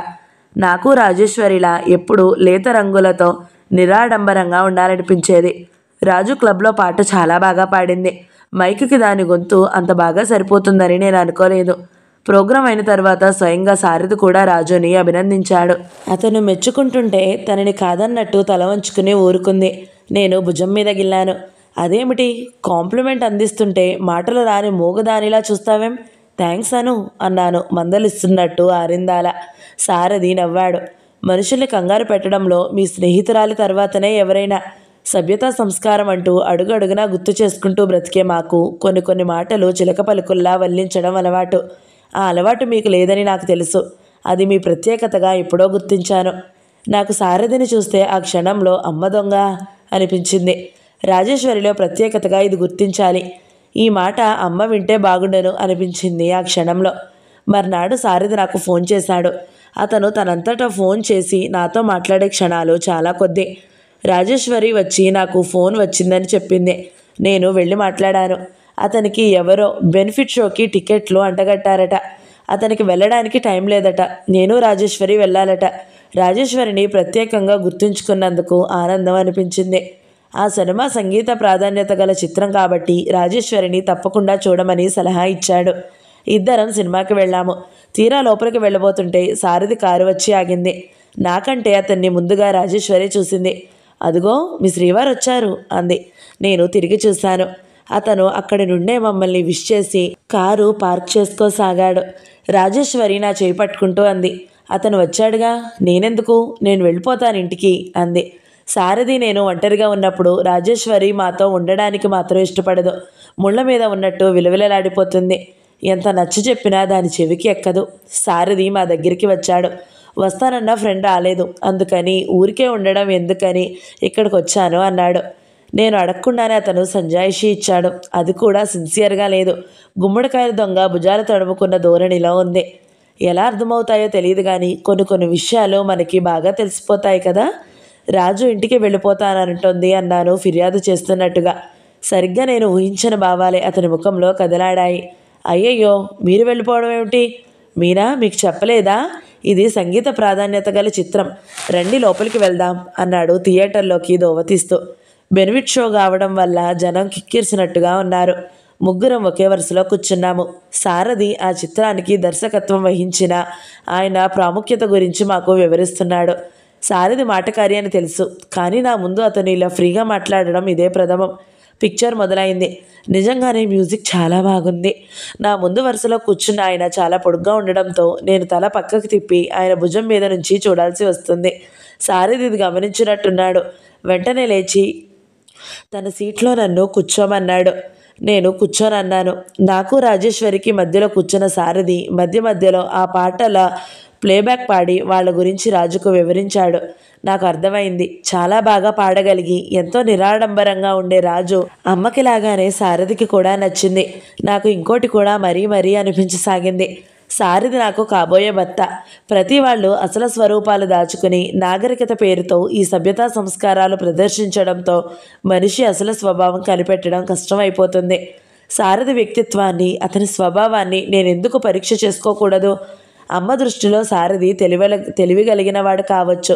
అతని వ్యక్తిత్వం ఆవిడకి బాగా నచ్చి ఉండవచ్చు. కానీ నేను, నా కాబోయే భర్త విషయంలో మాత్రం నేను అమ్మ విలువ మీద ఆధారపడదలుచుకోలేదు. ఆ విలువలేవో నేను గుర్తించాలి. అవి నాకు నచ్చాలి. తరువాత సారథి నేను ఒంటరిగా కూర్చున్నప్పుడల్లా తరచుగా రాజును గురించే మాట్లాడుకునేవాళ్ళము. ఆ ప్రసంగంలో ఏదో విధంగా కావాలని నేనే ఎత్తేదాన్ని. సారథి కుతూహలంగా వినేవాడు. యాదాలాభంగా అడిగినట్టుగా రాజుని గురించి అడిగేవాడు. రాజేశ్వరిని గురించిన ప్రసంగం వచ్చినప్పుడల్లా ఈ మధ్య గంటలు నిమిషాల్లా గడిచిపోయేవి. నేను అప్పుడప్పుడు కావాలని రాజుని ఒట్టి ముద్దని, మూర్ఖురాలని అంటూ ఉండేదాన్ని. సారథి రాజు విషయంలో నేను పొరపాటు పడుతున్నట్టుగా భావించి అది తను సరిచేయాలని తాపత్రయపడేవాడు. రాజు అలాంటి మనిషి కాదని, నేనేదో దాన్ని సరిగ్గా అర్థం చేసుకోలేదన్నట్టు వివరించడానికి చూసేవాడు. అతడు బాగా రెచ్చగొట్టి ఆవేశం వచ్చేలా తర్కంలోకి దింపి హఠాత్తుగా మధ్యలో పోనివ్వండి, 4 రోజులు తలదాచుకోవడానికి నా దగ్గరికి వచ్చిన దాని గురించి మనకి వాదన ఏమిటి అంటూ చల్లగా ఆ ప్రసంగం నుంచి జారిపోయేదాన్ని. సారథి ముఖం ఎర్రబడింది. గంటు పెట్టుకున్న ముఖంతో వెళ్ళిపోయేవాడు. అతని మాటల్లో, అతని చేష్టల్లో అతని అసలైన వ్యక్తిత్వం పట్టుకోవడానికి నేను చేస్తున్న ఈ ప్రయత్నం అతనికి తెలిసినట్టు లేదు. తెలిసినట్లయితే బహుశా తప్పకుండా జాగ్రత్త పడి ఉండేవాడనుకుంటాను. ఒకసారి మాటల సందర్భంలో అతనితో రాజేశ్వరికి రేడియోలో పాడాలంటే చాలా కుతూహలంగా ఉందని, కానీ అమ్మ ఏదైనా అనుకుంటుందేమోనని భయపడుతుందని అన్నాను. నిజానికి పాపం అది ఎప్పుడూ అనలేదు. అసలు రేడియోలో పాడాలి అనే ఉద్దేశమే లేదు. రాజేశ్వరి ఇష్టమేదో మా అమ్మ అణిచివేస్తుందని అనుకున్నాడు సారథి. దానితో ఒకసారి మేము కూర్చుని ఉండగా రాజు రేడియోలో పాడితే బాగుంటుందనే సూచన తనంతట తానే చేశాడు. సూచన చేసి ఊరుకోలేదు. 1-2 సార్లు నాకు గుర్తు చేసి రాజు చేత అప్లికేషన్ పెట్టించాడు. 10 రోజుల్లో రాజుకి రేడియో స్టేషన్ నుంచి వాయిస్ టెస్ట్కి పిలుపు వచ్చింది. అమ్మ ఏమందో ఏమో, తనే స్వయంగా దగ్గరుండి రాజుని రేడియో స్టేషన్కి తీసుకెళ్ళింది. సారథి తనకేదో గొప్ప సహాయం చేసినట్టు రాజు భావిస్తుందని, తనకు కృతజ్ఞతలు తెలపమని కోరిందని సారథితో చెప్పాను. రాజుకి మేము అనుకున్న దానికంటే త్వరగానే రేడియో స్టేషన్ నుంచి ప్రోగ్రాం వచ్చింది. అమ్మ సారథి వంట వాళ్ళు తలుచుకుంటే పని నిమిషాల మీద అవుతుందని, చేయగలరని అనడానికి ఇది నిదర్శనం. ఆ రోజు రాజు రేడియో స్టేషన్లో మొదటిసారిగా పాట పాడుతుంది. అది ఉదయం లేచినప్పటి నుంచి ఆనందంతో నోరు మూసుకోబోయి మరదలా, పొగడ్తలంటే నాకు చిరాకు అనే విషయం నీకు ఇంతవరకు తెలియదులా ఉంది అన్నాను నవ్వుతూ. నిజం చెప్పడం పొగడ్త ఎలా అవుతుంది వదినా? నువ్వు రాకపోయినట్టయితే ఇదంతా ఎలా అయ్యేది? అమాయకంగా అడిగింది. జరగాల్సినవన్నీ ముందే రాసిపెట్టి ఉంటాయి అని పెద్దలు చెప్పాగా, వినలేదు? విన్నాననుకో, కానీ అమ్మకి బాగా జలుబు చేసి కళ్ళు ముక్కు ఏకమైనట్టుగా ఎర్రబడినాయి. ముఖం భారంగా తయారైంది. అందువల్ల నన్ను పిలిచి రాజుకు తోడుగా రేడియో స్టేషన్కి వెళ్ళమని చెప్పింది. నేను సరేనన్నాను. ఇద్దరం తయారై బయలుదేరుతుండగా సారథి వచ్చాడు. నాకెందుకో ఈ సమయానికి అతను తప్పకుండా వస్తాడని ఉదయం నుంచి అనిపిస్తూనే ఉంది. సరిగ్గా రానే వచ్చాడు. మమ్మల్ని రేడియో స్టేషన్కి తీసుకువెళ్ళమని నేనే అడిగాను. అతను వెంటనే ఒప్పుకున్నాడు. మేము బయలుదేరే ముందు అమ్మ రాజుని దగ్గరికి పిలిచి ప్రోగ్రాం అయిపోగానే సరాసరి ఇంటికి వచ్చేయమని చెప్పింది. రాజేశ్వరి అలాగే అన్నట్టు తల ఊపింది. తీరా నేను బయటికి వచ్చి కారులో కూర్చోబోతుంటే వెనుక నుంచి తాయారమ్మగారు పరిగెత్తుకుని వచ్చింది. అమ్మాయి గారు, మీకు ఫోన్ వచ్చింది అంటూ ఉండగా కారులో ఎక్కబోతున్న నేను ఆగిపోయాను. రాజేశ్వరిని కూర్చోమని సారథితో ఇప్పుడే వస్తాను, 1 నిమిషం అని లోపలికి వచ్చాను. బయట పనుండి ఆగిపోవలసి వచ్చినప్పుడు ఇంటికి ఎవరైనా ఫ్రెండ్స్ వస్తే వాళ్ళకి అర్జెంటుగా చెప్పాల్సిన పని ఉంటే నాన్నగారు అప్పుడప్పుడు నాకు ఫోన్ చేయడం అలవాటే. ఇందులో ఆ సమయంలో నాన్నగారు మినహా ఇంకెవరూ చేయరు. అందుకే గబగబా ఫోన్ దగ్గరికి వచ్చి నేను హలో అన్నాను. హలో అవతల నుంచి వినిపించిన కంఠం నాన్నగారిది కాదు. లాయర్ హనుమంతరావు గారి ఇల్లేనా అని అడుగుతున్నారు ఎవరో. అవును, నేను అంటుండగానే మీరా, నేను అని వినిపించింది. ఒక క్షణం నా గుండె ఆగిపోయినట్టే అనిపించింది. అప్పటికే ఆ స్వరం గుర్తుపట్టేశాను. నువ్వా, ఎప్పుడొచ్చావు ఊరు నుంచి అన్నాను. నా కంఠాన్ని కంగారు తత్తరపాటు చుట్టేసినాయి. ఈరోజే ఉదయం. ఎక్కడి నుంచి మాట్లాడుతున్నావు? మధు వాళ్ళ ఇంటి దగ్గర నుంచి. రాజు ఏది? ఉంది. మీ ఇద్దరు ఇక్కడికి రండి. ఇప్పుడా? హతాసురాలైనట్టు అన్నాను. అతను అది గుర్తించినట్టున్నాడు. అవును, ఏం పనుందా అన్నాడు. అయితే దాన్ని ఒక్కదాన్ని పంపు, నేను ఇక్కడ ఎదురు చూస్తుంటాను. అలాగే ఎక్కడో చెప్పు ఆ ఇల్లు. కృష్ణ ఎక్కడో చెప్పాడు. అది మా ఇంటికి అట్టే దూరం లేదు. ఇప్పుడే వస్తాం అని ఫోన్ పెట్టేశాను. నా గుండెలు వేగంగా కొట్టుకోసాగాయి. ఇంకా నయం, సరాసరి మా ఇంటికి రాలేదు. ఎంత రసాబాస్ అయి ఉండేది. కానీ ఇప్పుడు అతని దగ్గరికి వెళ్ళడం ఎలా? వెళ్లకుండా మానేస్తే ఎదురు చూస్తూ కూర్చోడు. బయట నుంచి టైం అయిపోతున్నట్టు హెచ్చరికగా సారథి హారన్ బొయ్యమనిపించాడు. అది వినగానే వాకిట్లోకి పరిగెత్తుకుని వచ్చాను. నేను వచ్చి ఎక్కగానే కారు బయలుదేరింది. ఎవరు ఫోన్ చేసింది? ఫాదరా అన్నాడు సారథి. నాన్నగారి అతను కూడా ఫాదరే అంటాడు. పేరు పెట్టి చెప్పాడు. అవునన్నట్టు తల ఊపాను. మేం వెళ్ళేది సరిగ్గా ఆ పక్క రోడ్డు నుంచే. నేను అప్పుడు వెళ్ళకపోతే ఈ రోజుకి ఇక అతన్ని కలుసుకోవడం కుదరదు. మేం వస్తామని అతను ఎదురు చూస్తూ ఉంటాడు. కనీసం నేను ఒక్కదానైనా వెళ్ళి రాజుకి రేడియో ప్రోగ్రాం ఉందని చెప్పేస్తే పోతుంది. కారు సరిగ్గా ఆ రోడ్డు దగ్గరికి వచ్చింది. సారథిని ఒక క్షణం కారు ఆపమని కోరాను. సారథితో ఇక్కడ నా ఫ్రెండ్ ఉంది, ఆ అమ్మాయి ఎందుకో అర్జెంటుగా రమ్మనమని కబురు చేసింది. నేను కనుక్కొని అక్కడి నుంచి రేడియో స్టేషన్కి వచ్చేస్తాను, మీరు వెళ్ళండి అన్నాను. అయితే నేను కూడా వస్తాను. రాజేశ్వరి దిగబోయింది. నేను దిగనివ్వలేదు. చేయి పెట్టి ఆపేసి డోర్ వేసేశాను. నువ్వు వద్దు, ఆ అమ్మాయి నాతో ఇంకెవరూ రావడం ఇష్టపడదు. నన్నొక్కదాన్నే రమ్మంది. నేను తర్వాత చెబుతాను అన్నాను. రాజేశ్వరి అయోమయంగా చూడసాగింది. పోనీ ఇంటి వరకు దింపి బయట నుంచి వెళ్ళిపోతాం అన్నాడు సారథి. అతనికి నా మాటలు, ప్రవర్తన అసహజంగా, విపరీతంగా కనిపించినట్టు అతని కనుబొమ్మల మధ్య నుండే తెలుపుతోంది. ఆహాహా, టైం అయిపోతుంది. ఈ పక్కనే, నేను నడిచి వెళ్ళిపోగలను. మీరు రాజుని రేడియో స్టేషన్కి తీసుకువెళ్ళండి అన్నాను. సారథి ఏమనుకున్నాడో ఏమో, నాతో తర్కించలేదు. కానీ నేను అర్ధాంతరంగా మధ్యలోనే ఇలా చేయడం అతనికి ఏమాత్రం నచ్చలేదని నాకు తెలుస్తూనే ఉంది. కానీ నేను లక్ష్య పెట్టలేదు. రాజేశ్వరి మతిపోయిన మనిషిలా కూర్చుంది. దాని కళ్ళల్లో నా మీద మొట్టమొదటిసారిగా ఆగ్రహం లాంటిది చూశాను నేను. ఎవరు ఏమైనా అనుకోని, నేను కృష్ణని చూడాలి. అక్కడికి ఒంటరిగా వెళ్ళాలి. అక్కడే నిలబడి నేను కారు శాంత నాకు కనుమరుగయ్యే వరకు చూశాను. ఆ తర్వాత మెయిన్ రోడ్డు మీద నుంచి పక్కకు తిరిగాను. ఆ సందులో ప్రవేశించగానే నాకు కృష్ణ చెప్పిన గ్రే కలర్ బిల్డింగ్ సులభంగా కనిపించింది. వేగంగా కొట్టుకుంటున్న గుండెలతో ఆ ఇంటి వైపు నడిచాను. నేను బిల్డింగ్ గేట్ తెరుచుకుని సంశయంగా చూస్తూ మెల్లగా లోపలికి అడుగు పెట్టేసరికి కృష్ణ అప్పటికే గబగబా వరండా మెట్లు దిగి నాకు అభిముఖంగా నడిచి వస్తున్నాడు. ఇదేమిటి, ఇలా నడిచి వచ్చావేం? ఎండగా లేదు అన్నాడు ఆతురతగా. నడిచిరాక ఏం చేయమంటావు? నువ్వేమైనా పల్లకీ పంపావా ఎక్కి రావడానికి? నవ్వుతూ దబాయిస్తున్నట్టుగా అన్నాను. ఇలా అమ్మకి, నాన్నగారికి తెలియకుండా దొంగతనంగా అతన్ని కలుసుకోవడంలో నాకేదో అనిర్వచనమైన ఆనందం మనసు నిండా పొంగులా వారుతుంది. కృష్ణ క్షణం సేపు రెప్పవాల్చకుండా నా వైపు చూశాడు. అతని కళ్ళల్లో తారట్లాడే చిలిపి ఊహ ఏదో అతను బయటికి రానివ్వకుండా నోరు మూసి లోపలికి పంపినట్టుంది. నేనన్నదానికి సరైన జవాబుగా ఏదో అనాలనే ఆశించి మళ్ళీ నిగ్రహించుకోవడం నేను గమనించాను. లోపలికి రా అన్నాడు. అతన్ని అనుసరించి లోపలికి వెళ్ళాను. డబ్బు కలవాళ్ల ఇల్లులా ఖరీదైన సామానుతో ఉంది. కానీ ఇంట్లో ఎక్కడా ఎవరూ లేనట్టు అలికిడి లేదు. అంతా నిశ్శబ్దంగా ఉంది. మధు వాళ్ళు లేరు, బెంగళూరు వెళ్ళారు అన్నాడు కృష్ణ. నేను అక్కడున్న సింగిల్ సోఫాలో కూర్చున్నాను. రాజు ఏది అన్నాడు. రాలేదు. నేను ఇక్కడికి వస్తున్నట్టు దానికి చెప్పలేదు. సంజాయిషి ఇస్తున్నట్టుగా చూశాను. కృష్ణ నా ఎదురుగా ఉన్న సోఫాలో కూర్చోబోతున్న వాడల్లా ఆగి అడిగాడు.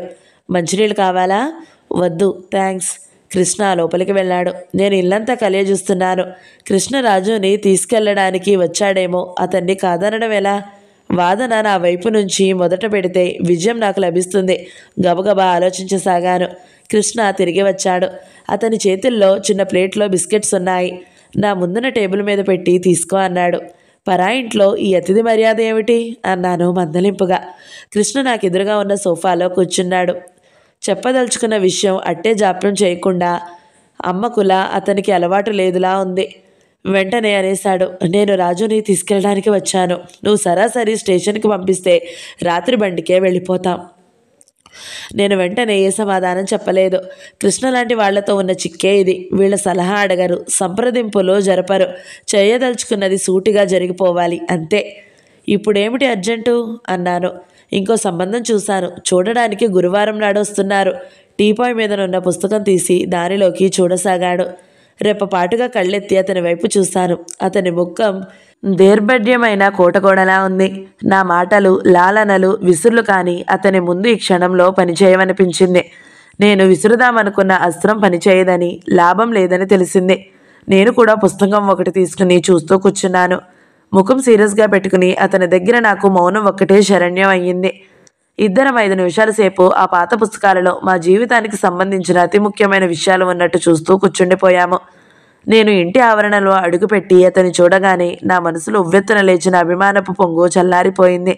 ఇంకా ఏమిటి విశేషాలు అన్నాడు అతను పుస్తకం చూడడం విసిగెత్తిపోయినట్టుగా పక్కకు పడేస్తూ. ఏమున్నాయి? ఏమీ లేవు. పొడిగా పలికింది నా కంఠం. బాగున్నారా అంతా? అంతా అంటే రెట్టించాను. నా ముఖం మీద నిలిచిన అతని చూపులు పాదాల దగ్గర జీరాడుతున్న నా చీర మీద వాలిపోయినాయి. మళ్ళీ మా సంభాషణ ఆగిపోయింది. కృష్ణ దీర్ఘాలోచనలోకి జారిపోయిన వాడిలా కూర్చున్నాడు. రాజుని పంపడానికి నాకేమాత్రం ఇష్టం లేదు. కానీ సాయంత్రం ట్రైన్కి వెళ్ళిపోతానన్న కృష్ణ ఆజ్ఞ జవదాటడానికి వీల్లేకుండా ఉంది. ఇక నేను వెళ్ళనా? లేవబోతూ అడిగాను. అతను మా మధ్య పని అయిపోయినట్టు వెంటనే అంగీకరించాడు. నాకెందుకో తీవ్రమైన ఆశాభంగంగా ఉంది. అతన్ని చూస్తుంటే నాకు చెంప పగలగొట్టాలన్నంత కోపం వచ్చింది. అతనిలో ఆ గంభీరత్వం తప్ప ఇంకే భావమైనా చూడాలనిపిస్తుంది. కృష్ణ కళ్ళెత్తి నా వైపు చూడలేదు.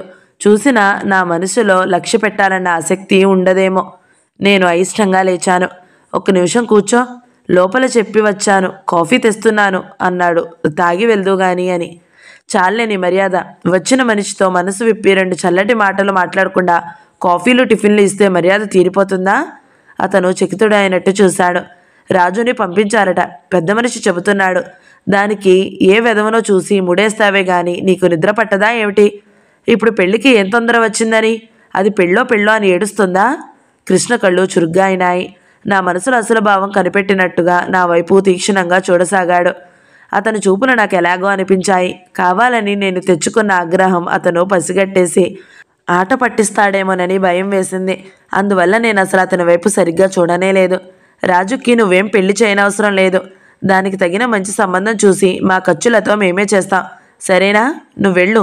రాజు నీతో రావడం అసంభవం. నేను కావాలంటే అత్తయ్యకి ఉత్తరం రాసుకుంటాను. ఒక్క నిమిషం కూర్చో అన్నాడు అతను. అతని కంఠం మంచున పదునుగా ఉన్న ఆగ్రహం నాకు అర్థమవుతూనే ఉంది.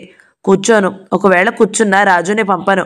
కూర్చో, వంటతను వస్తాడు. అతను ఏమైనా అనుకోగలడు. అనుకోని నాకేం అన్నానే గాని అప్పుడు లోపలికి టీ తెస్తున్న వంటవాడిని చూడగానే హఠం చేస్తున్నట్టుగా అలా నిలబడిపోయాను. వంటవాడు టీ తెచ్చి మా ముందు పెట్టి వెళ్ళిపోయాడు. కృష్ణ టీ కప్పు తీసి నా చేతికి అందించాడు. నేను అందుకుని మళ్ళీ ట్రేలో పెట్టేశాను. తాగవా? నవ్వుతూ అడిగాడు. తాగాలని లేదు, సీరియస్గా అన్నాను. కృష్ణ కప్పు తీసి మళ్ళీ అందించాడు. నీతో చాలా కష్టమే సుమా. పాపం కృష్ణ కొంటెగా అన్నాడు. నేను సమాధానం చెప్పలేదు. నేను అలా హఠాత్తుగా కారణం చెప్పకుండా మధ్యలో దిగి వచ్చేసినందుకు కారణం ఏమిటని సారథి మనసులో పురుగులా తొలుస్తూనే ఉంటుంది. ఈ రోజు కాకపోతే రేపైనా నేను కలుసుకోవడానికి వచ్చిన ఈ వ్యక్తి ఎవరా అని ఆరా తీయక మానడు. ఇంతకీ నువ్వు చెప్పేదేమిటి? రాజుకి నన్ను సంబంధాలు చూడొద్దంటావు. టీ తాగుతూ సీరియస్గా అడిగాడు కృష్ణ. అవునన్నట్టు తల ఊపాను. ఇప్పటికి జరిగిన ఈ అనర్థాలు చాలలేదా? రాజు పెళ్ళి ఆగిపోవడం అనర్థం ఏమీ కాదు. అది దాని అదృష్టం అని ఎప్పటికైనా నువ్వే ఒప్పుకుంటావు. ఇక నీ పెళ్ళంటావా? అది అనర్థమే కావచ్చు, ఒప్పుకుంటాను. గబగబా టీ తాగేసి కప్పు టేబుల్ మీద పెట్టిన నేను టైం చూసుకుంటూ లేచాను. ఇక నేను వెళ్తాను, పనుంది. రాజుని సాయంత్రం ఒకసారి తీసుకురా మీనా, దానితో మాట్లాడతాను అర్థింపుగా అడిగాడు. నేను తీసుకురాను. దాన్ని నువ్వు హడలు కొడతావు. అది అసలే బెదురుగొడ్డు. ఇక నేను పట్టుకున్నా ఆగదు. నీతో బయలుదేరి వచ్చేస్తుంది. ఇంత దూరం వచ్చి కనీసం దాన్ని చూడకుండా వెళ్ళిపోమంటావా? అది నీకు న్యాయమేనా? నేను చప్పున అతని వైపు చూశాను. అతని అతి వినయం ధోరణిలో నాకు నమ్మకం లేదు. నువ్వు దాన్నేమీ అనను అంటే తీసుకువస్తాను, షరతు పెట్టాను. సరే తీసుకురా. ఇక్కడికి రావడం మాకు వీలు పడదు. నువ్వే ఎక్కడికైనా రా. ఎక్కడికి రమ్మంటావో చెప్పు. నేను క్షణంసేపు ఆలోచించాను. మామీ ఇల్లు గుర్తుకు వచ్చింది. అటు రమ్మనమని చెప్పాను. కృష్ణ జేబులో నుంచి చిన్న డైరీ తీసి అందులో అడ్రస్ నోట్ చేసుకున్నాడు. ఇది అన్యాయం. నా చెల్లిని నేను చూడడానికి ఇన్ని షరతులా, ఇన్ని అడ్డదారులా? కృష్ణ ఉద్దేశం నాకు అర్థమైంది. రాజుని తీసుకెళ్ళి అంత ధైర్యంగా ఇంట్లో పెట్టుకున్న నేను అతన్ని మాట వరుసకు కూడా మా ఇంటికి రమ్మనమనడం లేదు. మర్నాడు ఫలానా టైంకి ఆ ఇంటికి రమ్మనమని అతనికి చెప్పి నేను లేచి బయలుదేరాను. ఎలా వెళ్తావు అన్నాడు తను కూడా లేస్తూ. 2 కాళ్లతో నడిచి రోడ్డు వరకు నేను కూడా రానా? నీకెందుకు ఆ శ్రమ? కృష్ణ నా వెంట రోడ్డు వరకు వచ్చాడు. సమయానికి ఒక్క టాక్సీ కూడా దొరకలేదు. ఆటో ఒకటి వచ్చింది. నేను అందులో ఎక్కబోతూ కృష్ణ వైపు తిరిగి అన్నాను, ఈరోజు నిన్ను చూశానన్న సంతృప్తి నాకేమీ అనిపించడం లేదు. ఎందుకని? ఆశ్చర్యంగా చూశాడు. నువ్వు సరిగ్గా మాట్లాడలేదు అనేసి నేను ఆటోలో ఎక్కబోయాను. కృష్ణ చటుక్కున నా జబ్బ పట్టి ఆపేశాడు. అంటే ఏమిటో సరిగ్గా చెప్పు అన్నాడు.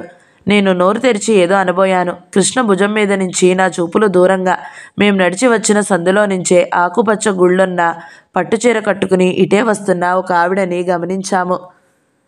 నా గుండెలు జల్లుమన్నాయి. మిస్సెస్ లింగం నన్ను చూసింది. గబగబా నా వైపే వస్తుంది.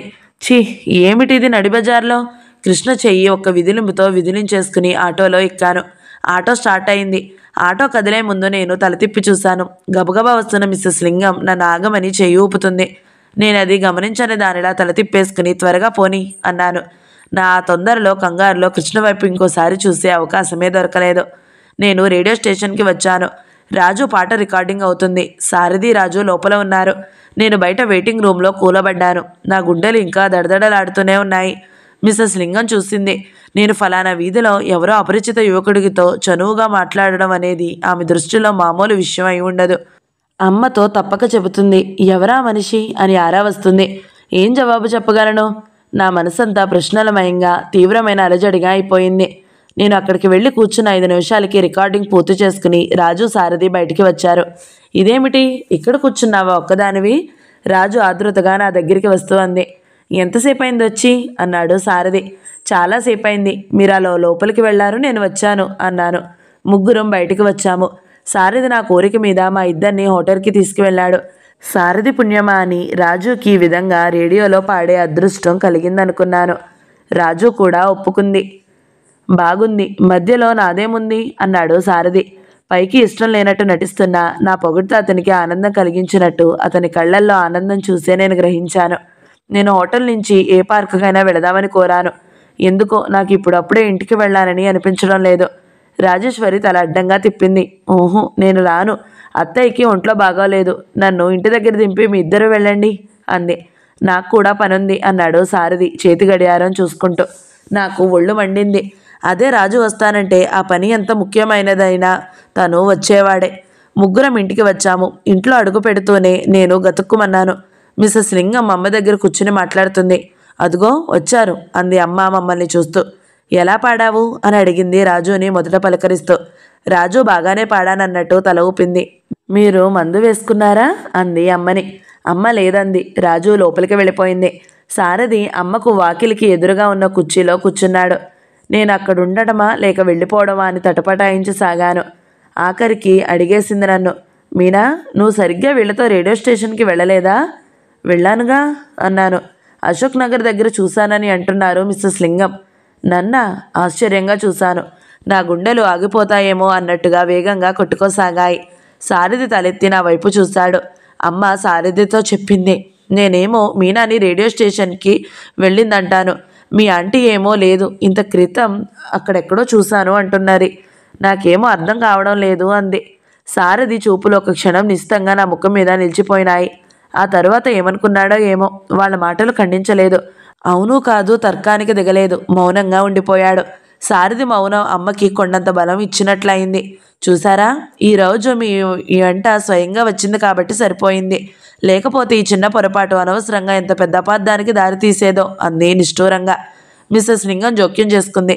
అపార్థానికి ఏముందిలేండి, చీర కూడా ఇదే. మిస్సెస్ లింగం నా వైపు చూస్తూ అయోమయంగా అంది. సారథి ఇలా నన్ను రక్షిస్తాడని, నాకు అండగా నిలుస్తాడని గాని నేను కలలో కూడా అనుకోలేదు. మనసులో మొట్టమొదటిసారిగా అతనికి 1000 కృతజ్ఞతలు అర్పించుకున్నాను. కానీ సారథి నన్ను రక్షించాడనే ఆనందం అట్టేసేపు నిలవలేదు. సారథి వెళ్ళిపోయబోయే ముందు నా గదిలోకి వచ్చాడు. ఎంతో ముఖ్యమైన పని ఉంటేనే తప్ప అతను అలా చెప్పకుండా సరాసరి నా గదిలోకి వచ్చేయడు. బట్టలు మార్చుకుందామని అల్మారాలో నుంచి చీర తీసుకోబోతున్న నేను ఆగిపోయాను. గంటు పెట్టుకున్నట్టు దురుసుగా అసంతృప్తిగానున్న అతని ముఖం చూడగానే నాకు అతను అడగబోయేది ఏమిటో తెలిసిపోయింది. అయినా తెలియనట్టే అతను ఎందుకు వచ్చాడా అన్నట్టు చూడసాగాను. మీనా, నిజం చెప్పు, నువ్వు దారి మధ్యలో దిగిపోయి వెళ్ళింది ఎవరిని కలవడానికి? నేను సమాధానం చెప్పలేని దానిలా చూడసాగాను. మనం వెళ్లే ముందు నీకు ఫోన్ వచ్చింది. ఫాదర్ దగ్గర నుంచి కాదు, అవునా? నేను చూపుల నేల మీదకి మరల్చుకున్నాను. ఆ క్షణంలో 1000 మంది సారథులైన నా నోటి నుంచి నిజం చెప్పించలేరు. సారథి క్షణం సేపు నేను జవాబు చెబుతానన్నట్టు ఎదురు చూశాడు. సమాధానం చెప్పవా? నిష్ఠూరంగా అడిగాడు. నేను తల ఎత్తలేదు. నేలకు చూపులు అంటుకుపోయిన దానిలా అలాగే కిందికి చూస్తూ నిలబడ్డాను. సారథి బుసలు కొడుతున్నట్టుగా పెద్దగా ఊపిరి పీలుస్తూ వదిలాడు. మీనా, ఇదివరకు ఎప్పుడైనా నీకు చెప్పానో లేదో, ఇప్పుడు చెబుతున్నాను, బాగా గుర్తుంచుకో. నేను నిజాన్ని సహించగలను. నేను మోసాన్ని కించెత్తు కూడా భరించలేను. ఒకసారి నా మనసు విరిగిందంటే ఆ మనుషులకి చాలా దూరంగా ఉంటాను. నువ్వేం మాట్లాడకపోతే ఆంటీ అశోక్ నగర్లో నీతో చూసిన వ్యక్తి నిజమేనని నమ్మాల్సి వస్తుంది. దానికి కూడా నేను జవాబు చెప్పలేదు. నన్ను కాదన్నట్టు ఊరుకుండిపోయాను. సరే, మధ్యలో అనవసరంగా మా ఆంటీని ఎందుకు ఫోన్లు చేస్తాను? పెద్ద మనిషి ఎవరో నువ్వే అట్టే కాలం దాచలేవు. నువ్వు చెప్పనంత మాత్రాన తెలుసుకోలేని వాజమ్మను కాదు నేను. గబగబా కోపంగా అనేసి సారథి గిరుక్కున వెనక్కి తిరిగి చెప్పి వెళ్ళిపోయాడు. నేను కొద్దిసేపు అక్కడే అచేతనంగా నిలబడిపోయాను. నాకు ఇప్పుడిప్పుడే బట్టలు మార్చుకోవాలని అనిపించలేదు. చేతిలో ఉన్న చీర మంచం మీద గిరాటు వేసి వచ్చి కిటికీ దగ్గర నిలబడ్డాను. నేను నిజాన్ని సహించగలను గాని మోసాన్ని భరించలేను. సారథి అన్న మాటల్లో చెవుల్లో గింగిరమన్నాయి. సారథి ఇదంతా చెప్పేస్తే అతను నాకు ఇందులో సాయం చేస్తాడా? అతని ఎండ నాకు లభిస్తుందా? మీనా 2 పార్ట్ 4 సమాప్తం. ఈ వీడియో మీకు నచ్చినట్లయితే లైక్ చేయండి, షేర్ చేయండి, మంచి కామెంట్ పెట్టండి. ఎవరైనా మొదటిసారి మన ఛానల్ని చూస్తున్నట్లయితే సబ్స్క్రైబ్ చేసుకుని బెల్ ఐకాన్ ప్రెస్ చేయండి. Thank you so much for watching. నమస్తే.